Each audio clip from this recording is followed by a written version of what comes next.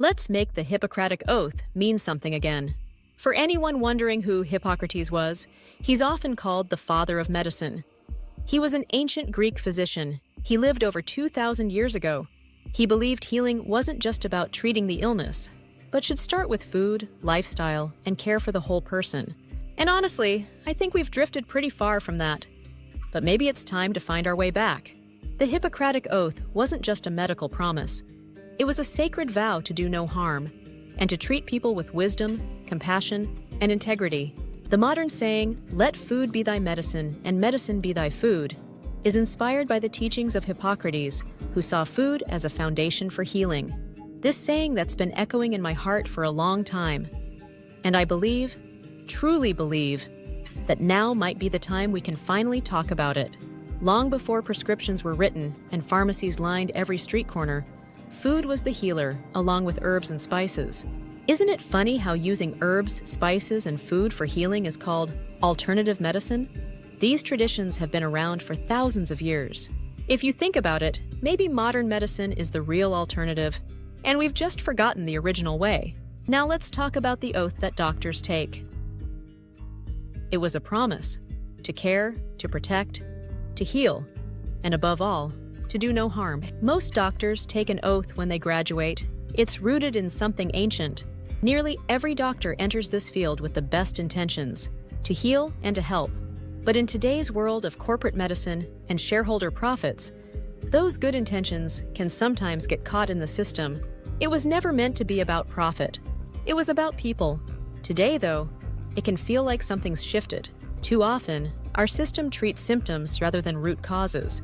And many doctors, wonderful, brilliant people, are stuck in a system that limits what they can say or do.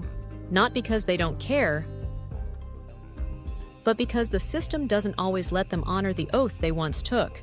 So it starts with us, here at home. You are your first line of defense. Now, I want to be very clear about something. I have deep respect for doctors. Their work is nothing short of miraculous. No herb on earth can put you back together after a car accident. No amount of vegetables can replace a surgeon's hands in a crisis. When life is on the line, they are irreplaceable. But once you've been patched up, that's where this comes in.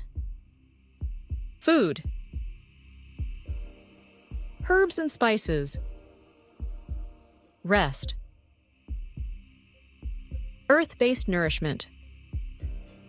These are the tools that help your body truly heal. And if you've already been feeding your body real whole food before the crisis, then your recovery can be faster, smoother, and more complete. Let food be thy medicine, and medicine be thy food. Hippocrates' words of wisdom has lasted thousands of years, and for good reason. When we choose real food, food that grows from the earth, not from a lab, we're not just fueling our bodies. We're supporting our immune system, our energy, our mood, and yes, even our ability to recover when we need medical help. So this isn't about choosing between medicine and food. It's about bringing them back together, the way they were always meant to be. Let doctors be free to heal, not just manage. Let food support what medicine starts. Let's make the Hippocratic Oath mean something again. On this channel, Real Food, Real Life, I share the ways food can support your wellness in simple, practical, and powerful ways. Let's keep lifting up our doctors. Let's keep learning from the earth. Let's keep healing, one meal at a time. If this message resonates with you, share this video.